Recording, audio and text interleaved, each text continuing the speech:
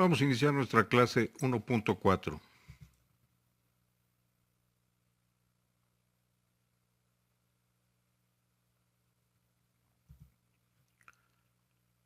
Nuevamente, doctores, estamos dentro de neoplasias mieloides.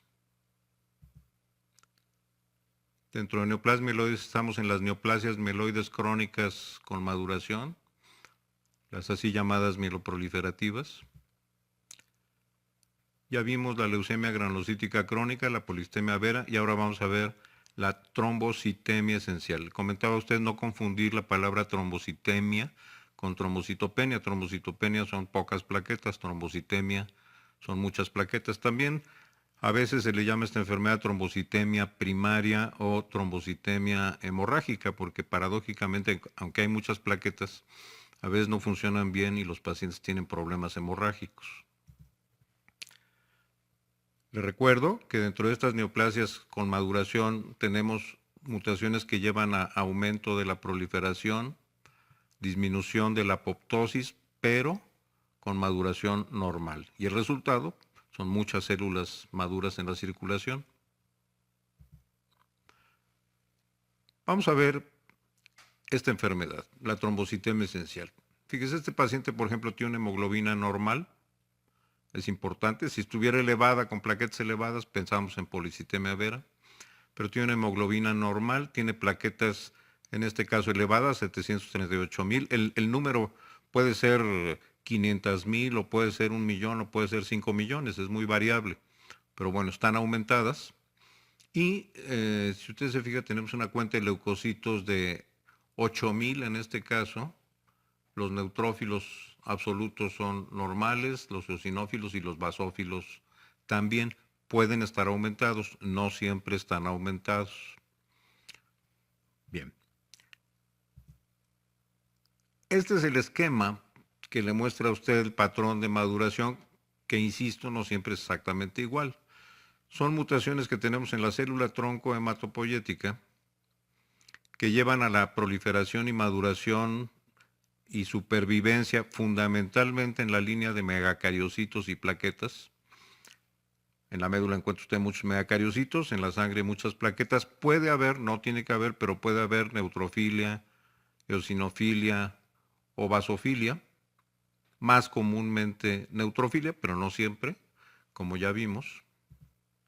Y lo interesante de esta enfermedad, vamos a empezar ahora con las mutaciones que pueden dar origen a este proceso neoplásico. Y note usted cómo estamos poniendo aquí mutaciones en trombocitemia esencial y mielofibrosis primaria. Ambas tienen el mismo tipo de mutaciones, más o menos en el mismo porcentaje. Ambas son proliferaciones sobre todo de la línea megacariocítica. La gran diferencia es que en la trombocitemia esencial los megacariocitos sobreviven y dan origen a muchas plaquetas, y en la mielofibrosis primaria hay otras mutaciones que no siempre se conocen bien, que llevan a la muerte temprana de los megacariocitos, y aunque en un principio los pacientes pueden tener trombocitosis, eventualmente desarrollan trombocitopenia y otras citopenias secundarias a la mielofibrosis, secundarias a la liberación de factor de crecimiento de fibroblastos en la médula y mielofibrosis. Fíjese, más de la mitad de los casos tienen mutaciones en JAK2 y, doctores, el mismo tipo de mutaciones que vimos en la policitemia vera. Es muy interesante. ¿Por qué en unos casos hay proliferación de glóbulos rojos y en estos casos no? Porque parte del diagnóstico diferencial de trombocitemia esencial con policitemia vera es que aquí no debe haber eritrocitosis. Bueno, porque hay otras mutaciones o cambios epigenéticos que modulan estas enfermedades. Exactamente cuáles son estos no los conocemos bien, pero el hecho es que en la policitemia vera, que además tiene un pronóstico diferente de la trombocitemia esencial, la trombocitemia esencial es menos agresiva que la policitemia vera, sin que ésta sea tanto, pero la mutación puede ser exactamente la misma en Janus quinasa 2, pero en trombocitemia esencial y mielofibrosis primaria también podemos tener mutaciones que no vemos en la policitemia vera, como mutaciones en calreticulina o en MPL. MPL es el receptor de trombopoyetina. Y como usted ve, hay un cierto porcentaje de casos en los que no hemos definido todavía cuál es la mutación. Quiero enfatizar el hecho de que estas mutaciones primarias se dan tanto en trombocitema esencial como en mielofibrosis primaria, pero son enfermedades diferentes porque en las neoplasias no hay una sola mutación, hay varias. Vamos a platicar en más detalle qué es lo que hace la trombopoyetina. Mire, la trombopoyetina llega a la superficie de un megacariocito que tiene receptores para trombopoyetina en su membrana, la bicapa lipídica, es el receptor, son las colas citoplásmicas. Cuando llega la trombopoyetina, el receptor se dimeriza, las colas citoplásmicas empiezan a autofosforilar, son fosfatos, y se pueden activar varias vías. Se puede activar, por ejemplo, la vía del RAS que usted ya conoce. El RAS que activa a las MAP quinasas que, por ejemplo, activan a Unifos. Pero la vía más importante es también la activación de JAK. Cuando esto está fosforilado y unido, atrae a la Janus quinasa 2. Estas enzimas se fosforilan mutuamente y después fosforilan y dimerizan a los STATs, que entonces entran al núcleo y empiezan la transcripción de una serie de genes. Vamos a concentrarnos sobre todo en esta parte de aquí. Vamos a verlo en detalle. Trombopoyetina, receptor para trombopoyetina. Por un lado, activación del RAS, pero sobre todo activación de Janus quinasa 2 y los STATs. ¿A qué llaman los factores de transcripción resultantes? Pues a la producción de proteínas que llevan a la replicación de DNA, a la antiapoptosis. Sin embargo, esto no modifica la maduración, que está proporcionada por otros tipos de proteínas. En más del 50% de los casos, usted ve aquí, la mutación está en Janus quinasa 2. Es lo que ya habíamos platicado para la polistemia vera.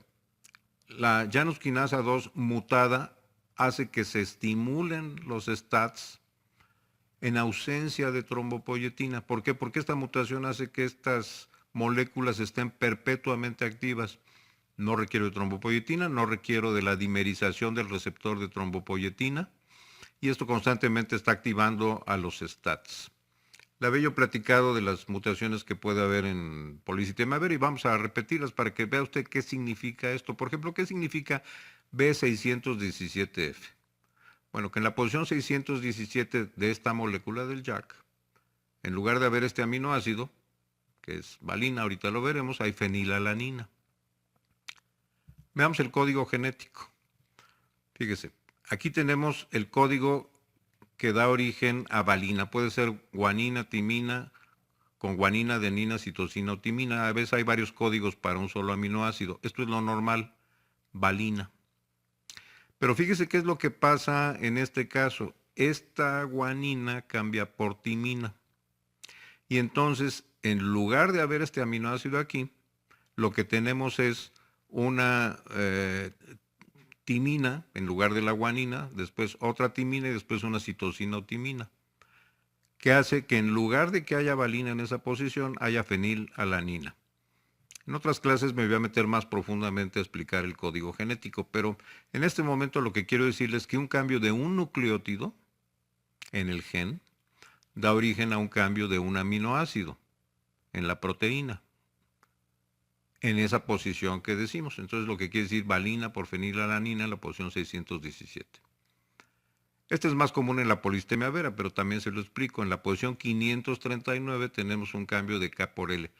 ¿Qué significan estas letras? Se le ha dado una letra a cada aminoácido, por ejemplo. ¿Qué es K? Es lisina. Normalmente en esa posición tenemos una lisina. Adenina, adenina y guanina o adenina. Pero ¿qué es lo que sucede? Que esta adenina ahora cambia por T. Y ahora tenemos un cambio que da origen a que en lugar de tener lisina en esa posición, tengamos leucina.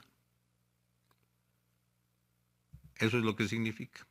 Bueno, ¿qué es lo que hacen estos cambios moleculares? Hacen que la proteína, la enzima Janus quinasa 2, esté perpetuamente activa, que esté activa en ausencia de dimerización de los receptores.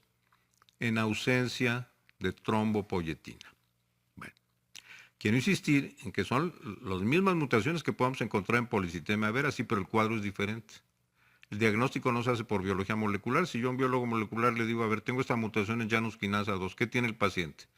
¿Tiene policitemia vera, tiene trombocitemia esencial o tiene mielofibrosis primaria? No va a saber decirlo, tenemos que estudiar al paciente, hacer el estudio de la sangre, el estudio de la médula. ¿Por qué? Porque ese es un gen mutado de otros posiblemente también mutados. Más o menos la cuarta parte de los pacientes con trombocitemia esencial tienen mutación en calreticulina. Nosotros de rutina, cuando vemos un paciente que pensamos que tiene trombocitemia esencial porque tiene trombocitosis y a veces neutrofilia, a veces vasofilia, lo primero que hacemos es ver la mutación aquí, pero si no la encontramos, nos vamos a calreticulina y receptor de trombopoyetina. ¿Qué es esto de la calreticulina? Cal viene de calcio y reticulina que viene del retículo endoplásmico rugoso. Vamos a ver cómo es esta proteína. Es un esquema tridimensional de la proteína, que ahorita vamos a ver para qué sirve. Este es el extremo amino, este es el extremo carboxilo, y aquí hay una parte importante, unos aminoácidos que hacen que esta calreticulina se quede en el retículo endoplásmico rugoso, en donde va a ejercer su función normal. Bueno, esta es la parte que va a mutar generalmente en estos pacientes. Estamos en el retículo endoplásmico rugoso. Aquí tenemos un ribosoma y está produciendo una proteína que va a entrar en la luz del retículo endoplásmico rugoso. En la membrana del retículo endoplásmico rugoso hay varias glicosiltransferasas que le empiezan a pegar carbohidratos a las proteínas. Prácticamente todas las proteínas, doctores, sean de membrana, de secreción, lisosomales, todas tienen carbohidratos, todas son glicosiladas. Aquí esquemáticamente los rojos son glucosas, los verdes son N-acetilglucosamina y los azules son manosas. Bueno, aquí tenemos nuestra proteína con esos carbohidratos. ¿Para qué me sirve la calreticulina? La calreticulina lo que hace es que se modifique la estructura tridimensional de la proteína para que adquiera su plegamiento correcto. El plegamiento de las proteínas está dado primariamente por las cargas de los aminoácidos que tienen. Pero después requerimos de ciertas proteínas que se llaman chaperonas, como la calreticulina, que terminan de hacer el plegamiento correcto. Cuando la proteína está correctamente plegada, es decir, tiene una estructura tridimensional normal, en este caso por acción de la calreticulina, que actúa sobre muchas proteínas, hay sensores que dicen, sí, esta está bien plegada, y permiten que entonces sea exportada, por ejemplo, al aparato de Golgi, a la cara cis, a la cara trans, eventualmente al lisosoma o al exterior de la célula, en fin. ¿Qué pasa cuando una proteína tiene un plegamiento incorrecto? Estos sensores dicen, a ver, te vas otra vez con la calreticulina a ver si logramos el plegamiento correcto. O cuando no puedo lograr ese plegamiento correcto, esa proteína es exportada hacia el citoplasma, se le pegan ubiquitinas y es degradada en el proteosoma. ¿Se acuerda que ya hemos hablado del proteosoma? Entonces la calreticulina básicamente me sirve para plegar correctamente a las proteínas en el retículo endoplásmico rugoso, para que entonces puedan ser exportadas apropiadamente al Golgi y a donde tengan que ir, a la membrana, al lisosoma, en fin. ¿Qué es lo que pasa en los pacientes con trombocitemia esencial? Esto durante mucho tiempo no se entendió. Se sabía que había una mutación, pero no sabía qué es lo que sucedía. Pues lo que tenemos son mutaciones en esta zona. Y cuando tenemos mutaciones en esta zona, la calreticulina es tridimensionalmente anormal, ya no se queda en el retículo endoplásmico rugoso, pero fíjese lo que es esa calreticulina mutada. Un dímero de esa calreticulina mutada se pega, y ahorita vamos a ver cómo es que llegó ahí, al receptor de trombopoyetina. Y el receptor se engaña.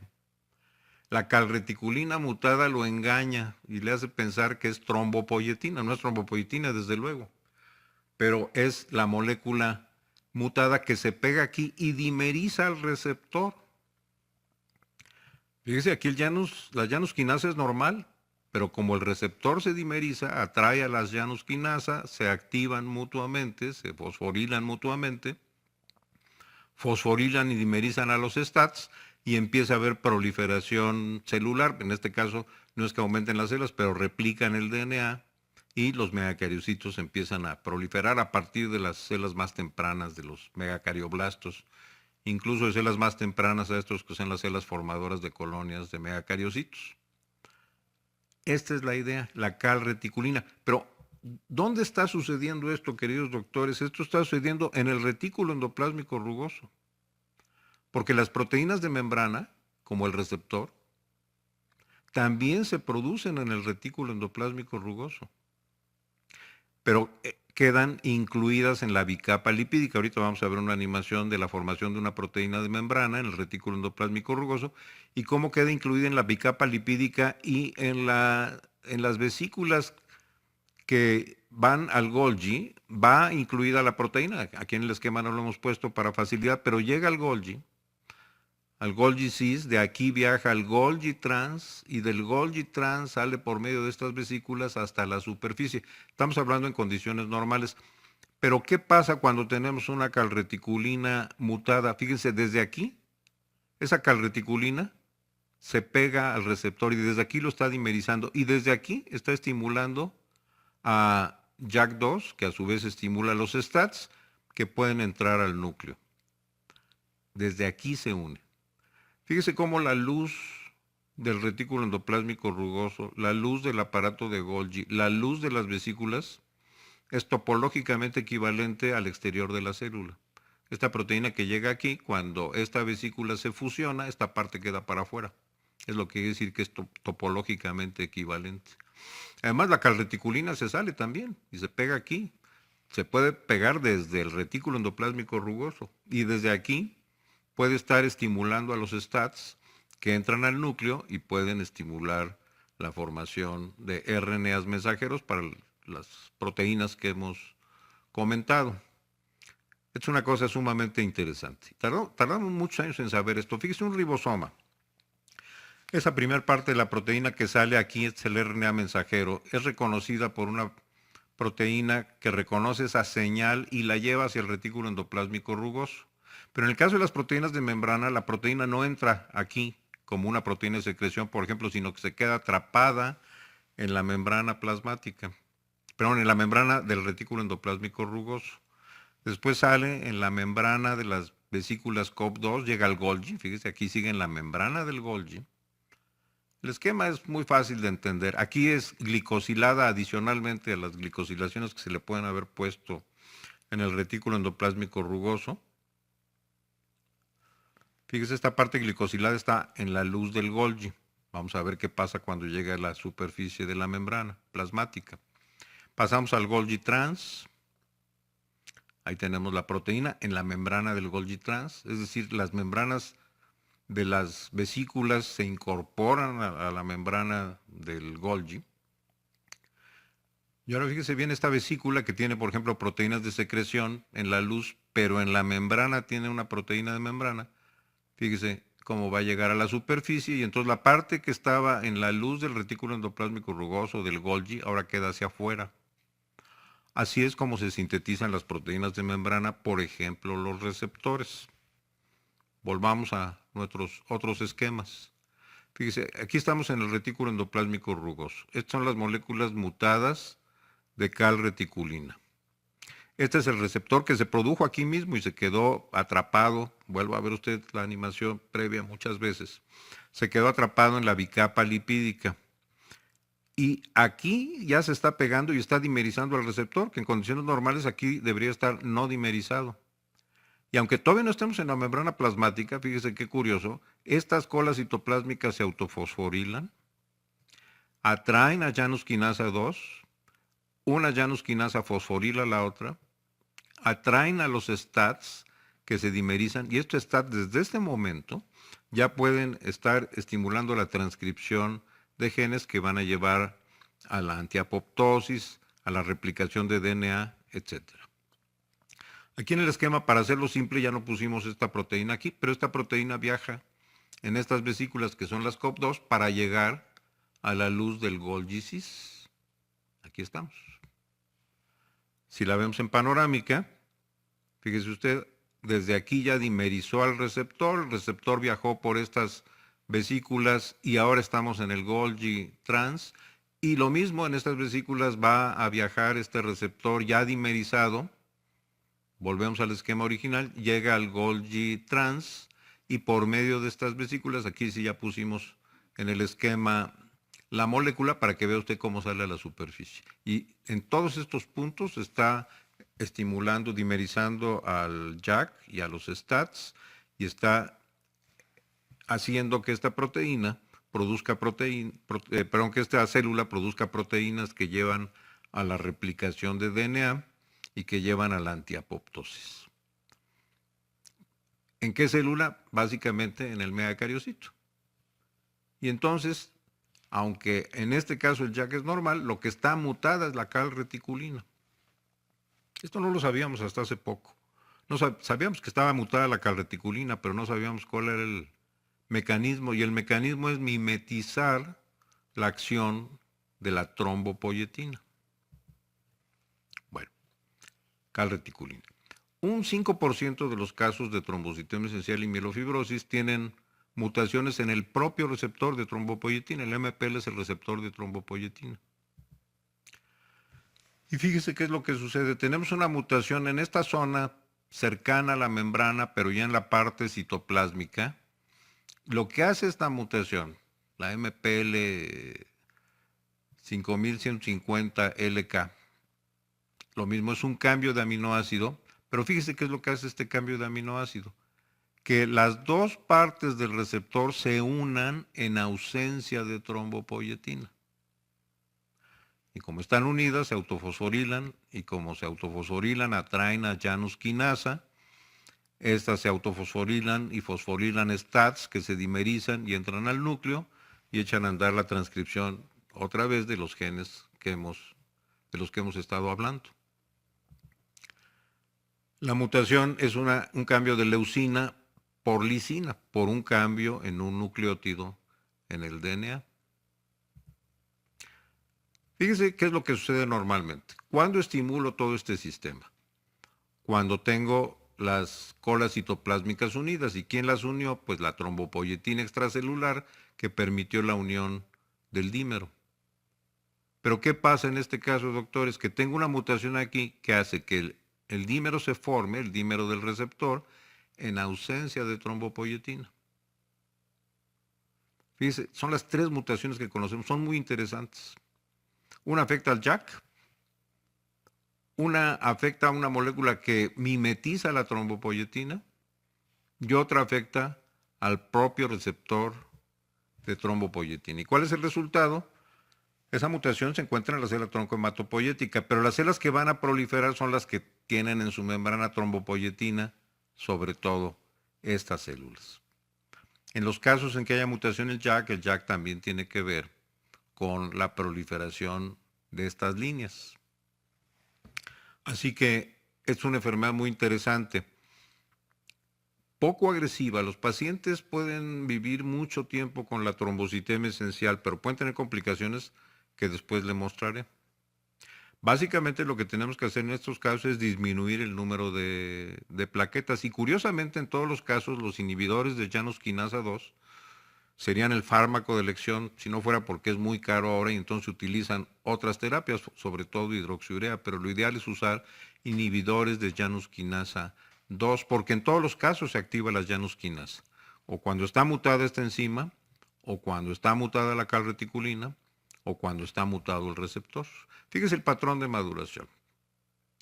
Las células aumentan en la médula ósea, sobre todo de la línea megacariocítica, y en la sangre, sobre todo, las plaquetas. Vamos a ver más biometrías. Veamos este caso de trombocitema esencial. Quiero hacer notar primero que no hay aumento de hemoglobina.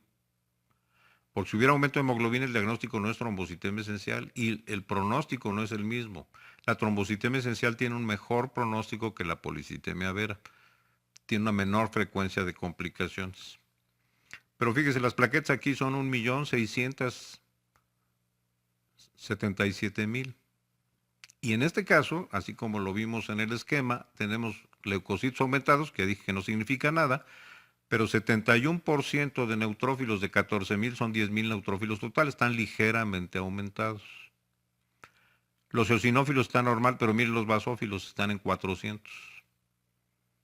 No debería de haber más de 100. Entonces en este caso tenemos neutrofilia, basofilia y trombocitosis sin eritrocitosis. Veamos otro caso. 15 gramos de hemoglobina, 738,000 plaquetas, pero sin aumento de neutrófilos, eosinófilos o basófilos. No siempre es igual. Veamos este caso, no anemia. 1,204,000 plaquetas. Neutrófilos, 9,800, ligeramente aumentados. Eosinófilos y basófilos en rango normal.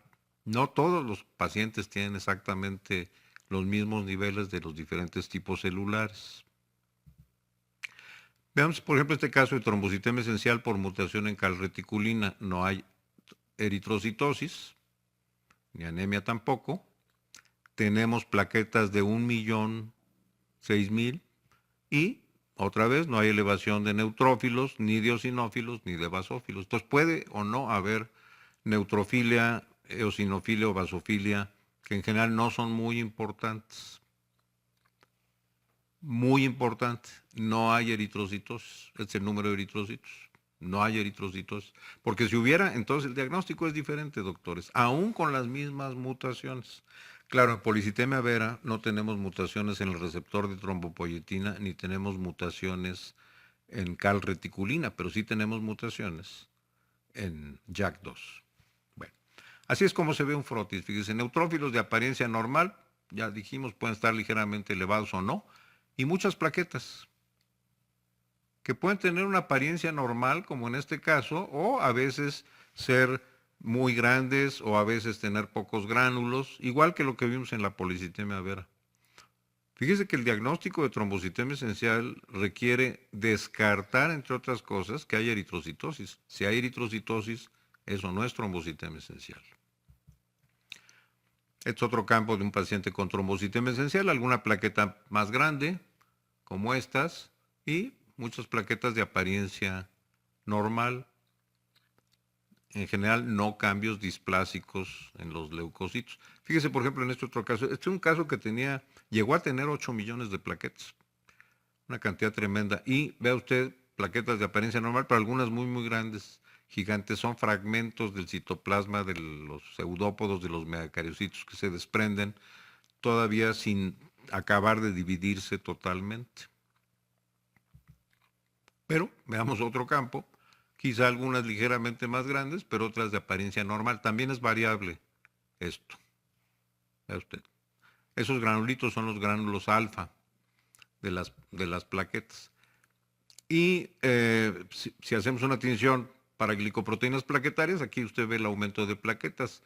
Esta forma se llama forma equinocítica. Estas patitas de las plaquetas son ricas en filamentos contráctiles. Bueno, hay que a veces hacer tinciones especiales, no porque usted no reconozca las plaquetas, sino porque a veces hay partículas, que ya le platicaré en otro momento, que se pueden confundir con plaquetas sin serlo. Bueno, pero la idea de esta imagen es simplemente que ve usted que hay muchas plaquetas.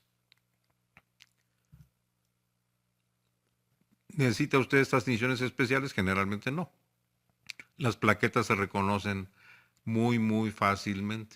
A veces hay cambios en la morfología de los eritrocitos y esto se da sobre todo en pacientes que tienen plaquetas muy altas y en los que se producen infartos del vaso.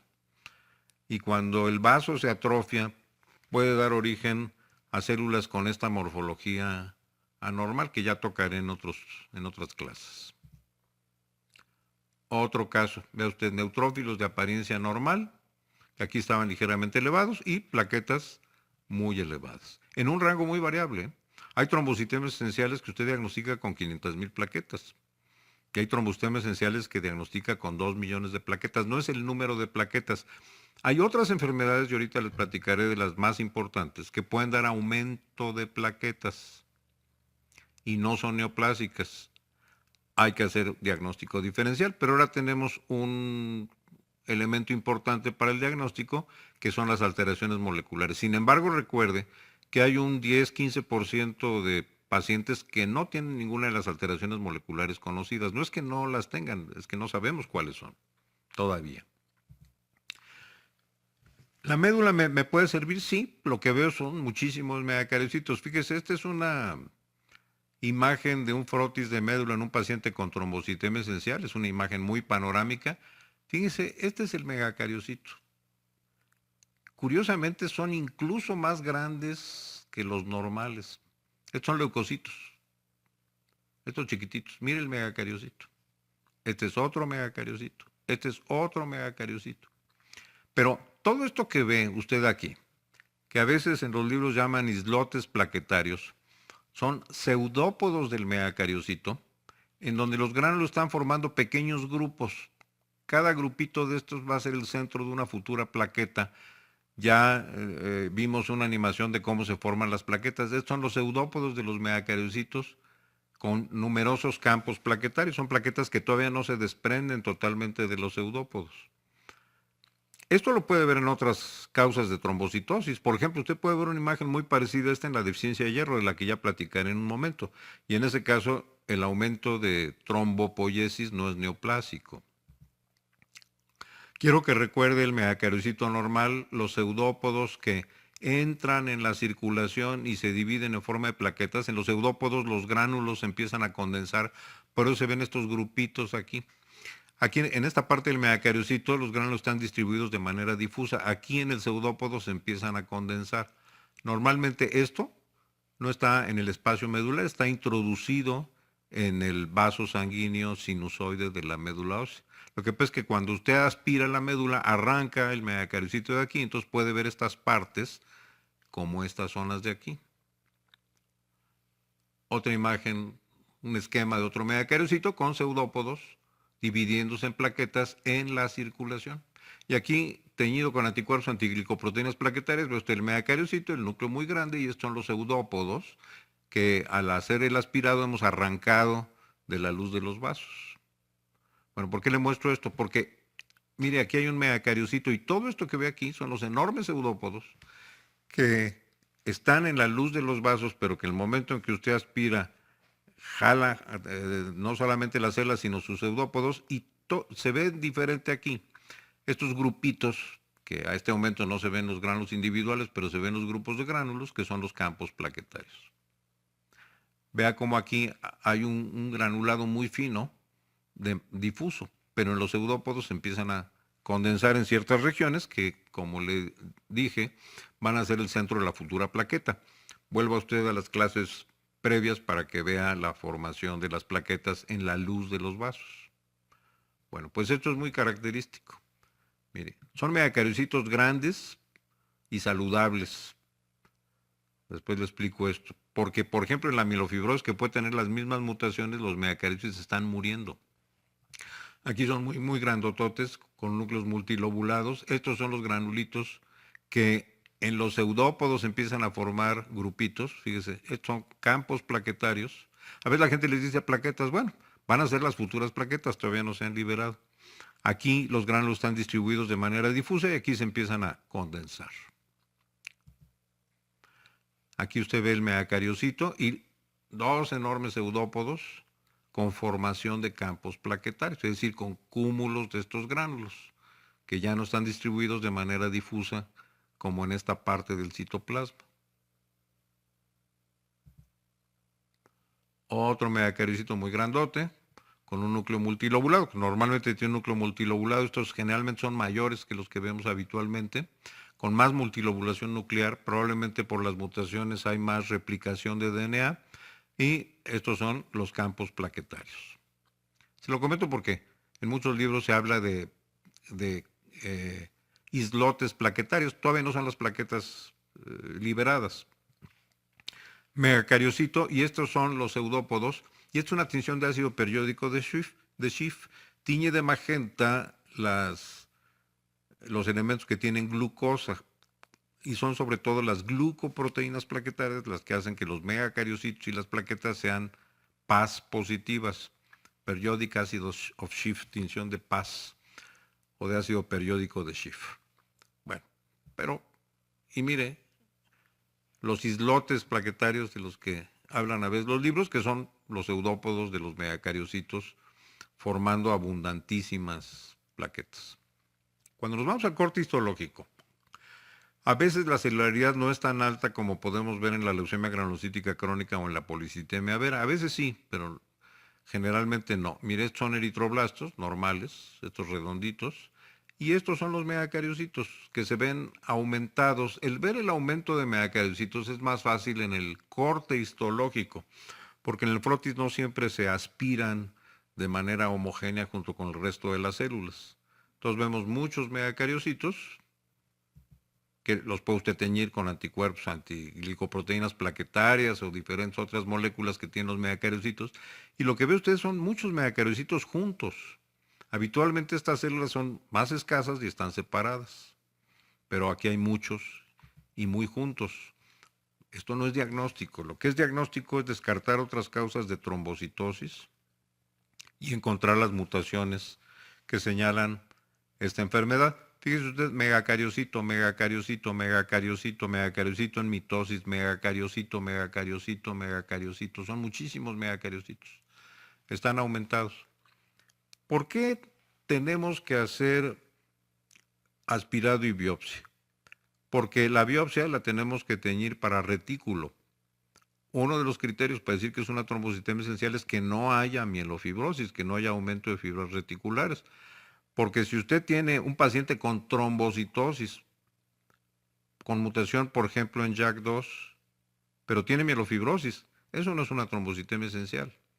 Insisto en que tanto la trombocitemia esencial como la mielofibrosis primaria que veremos después son neoplasias en las que predomina la proliferación de megacariocitos. Pero en la trombocitemia esencial son grandes, saludables y sobreviven y dan origen a muchas plaquetas. En la mielofibrosis se empiezan a morir y eventualmente llevan a fibrosis medular. La mielofibrosis es una enfermedad claramente más agresiva que la trombocitemia esencial. Y aunque tengan las mismas mutaciones aparentes, en la mielofibrosis hay mutaciones que hacen que estas células se mueran, se produzca apoptosis y liberación de factor de crecimiento de fibroblastos. Y eso cambia totalmente el pronóstico, queridos doctores. Volvemos al frotis, el megacariocito muy grande y los pseudópodos con numerosos campos plaquetarios. Fíjese cómo la apariencia en corte histológico y en frotis es diferente, hay que aprender a verlo. Corte histológico, megacariocitos, muchos, uno en mitosis. Acuérdense que estas mitosis no llevan a la replicación celular, sino que los cromosomas se conservan en la misma célula y por eso el núcleo crece y se hace multilobulado. Otra vez, son muy fáciles de distinguir, pero a veces hay algunas células más pequeñas que solo son distinguibles con las tinciones con anticuerpos antiglicoproteínas plaquetarias. Fíjense en esta panorámica, todo lo que está en color magenta son megacariocitos teñidos con una técnica especial con anticuerpos anti una de las glicoproteínas plaquetarias. Ahorita no me voy a meter en cuáles son. Usted puede teñirlos con anti-CD42, que es la glicoproteína 1B, anti-CD41, que es la 2B, anti-CD61, que es la 3A. Pero bueno, lo que quiero que vea es que hay celularidad aumentada, no tanto como en la granulocítica crónica o en la policistemia vera, pero sobre todo grupos de megacariocitos. Hay muchos megacariocitos, fíjese. Muy grandes, más grandes que lo normal, con un núcleo más lobulado que el normal.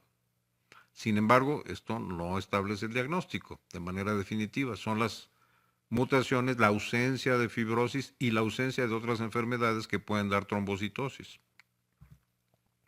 Fíjese, por ejemplo, en este caso, teñido con anti-CD42, los megacariocitos se ven muy bien y no necesita usted una tinción especial, pero estas células que ve aquí más chiquitas son megacarioblastos 2 o promegacariocitos, que también están aumentados. Todas las líneas, todas las etapas de la línea megacariocítica están incrementadas y las otras más o menos normales, los eritroblastos normales y los neutrófilos pueden estar mínimamente aumentados. Pero fíjese, es una tinción para fibras reticulares y esto es importantísimo y se tiene que hacer en todos los casos, por eso necesitamos la biopsia. Porque, por cierto, la mutación no requiere medulosa, la mutación la puede hacer usted en células de la sangre periférica. Pero es una tinción para fibras reticulares y estas son las fibras reticulares normales de la médula ósea.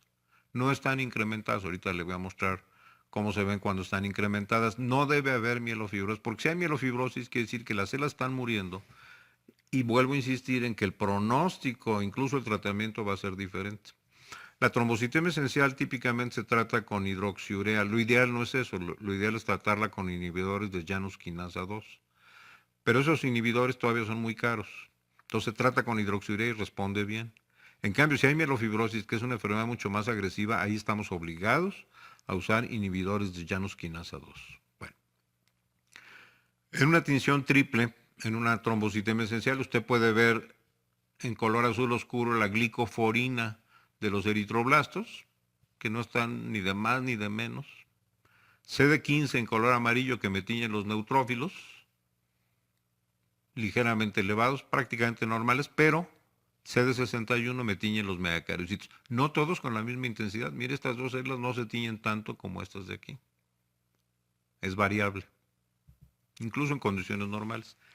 ¿Qué es lo que no debemos de ver en la trombocitema esencial? Lo que tenemos que ver son megacariocitos grandes, saludables, multilobulados. Pero fíjese lo que vemos en la mielofibrosis, megacariocitos poco lobulados, pequeños, y muchos con un núcleo muy oscuro, que este es el dato de apoptosis, el dato de que estas células están muriendo, y al liberar factor de crecimiento de fibroblastos van a producir mielofibrosis. Esto es lo que tenemos que ver, porque si vemos esto en un paciente que tiene aumento de plaquetas, eso es mielofibrosis, porque en la mielofibrosis al inicio hay aumento de plaquetas también. Es interesante, las mismas mutaciones, sí, pero ¿cómo hago el diagnóstico diferencial entre mielofibrosis y trombocitema esencial? Con la biometría y con la biopsia. Tengo que hacer biopsia. ¿Cómo hago el diagnóstico diferencial con polisistema vera? Bueno, si la mutación está en calreticulina, en receptor de trombopoietina, no tengo problema. Pero ¿qué pasa si la mutación está en Janus quinasa 2? ¿Cuál es la gran diferencia?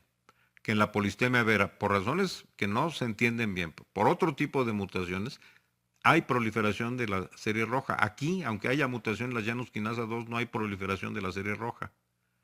Si usted tiene eritrocitosis en un paciente con trombocitema esencial, eso no es una trombocitema esencial, es una polistemia vera. Por esta mutación.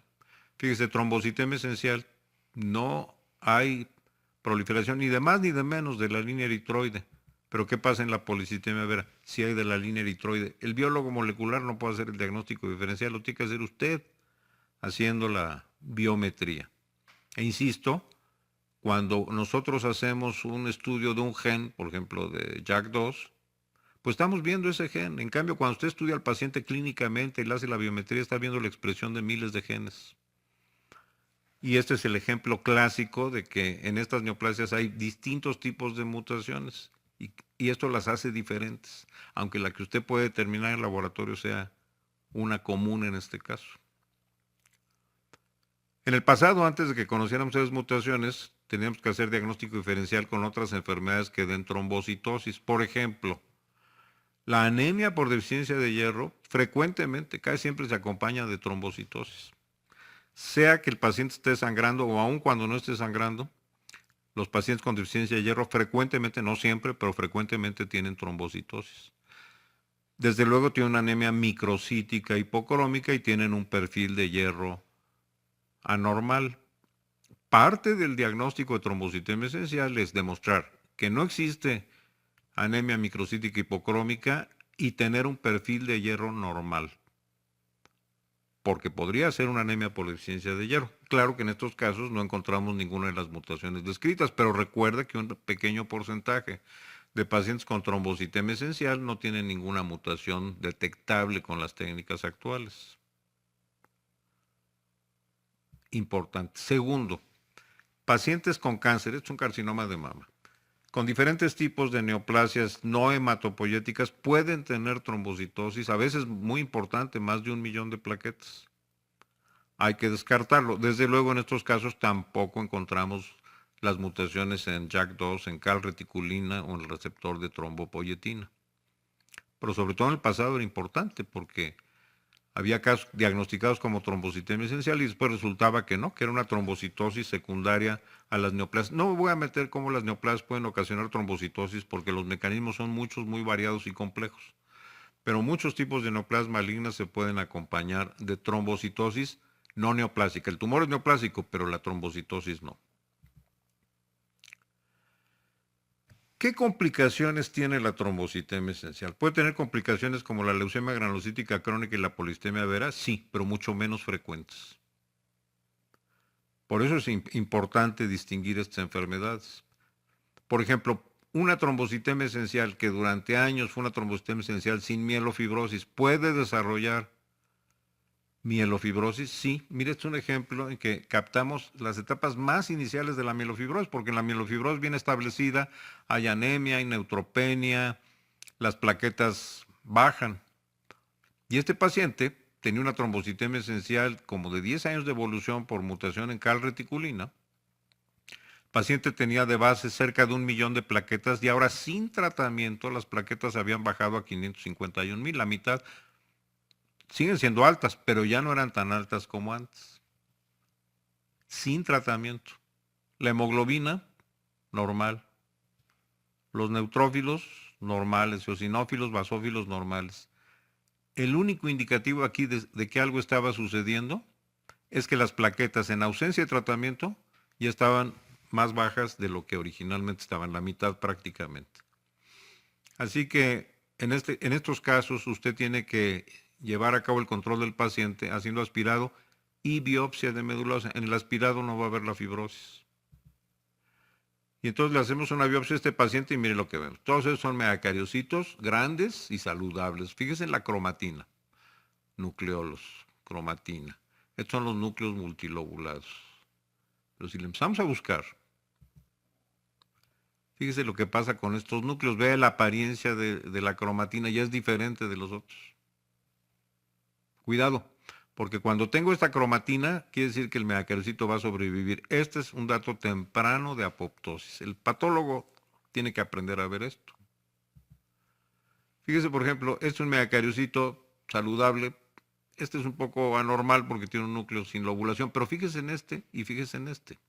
Estas son células que están en apoptosis. La trombocitemia esencial se puede complicar, sí, más raramente que la polistemia vera o que la leucemia granulocítica crónica, pero sí se puede complicar con una nueva mutación que ahora hace que los megacariocitos empiecen a morir y liberen factores de crecimiento para fibroblastos en la médula y haya mielofibrosis. Fíjese, son fotos tomadas de un mismo paciente, algunos megacariocitos que todavía están bien, pero otros que están muriendo.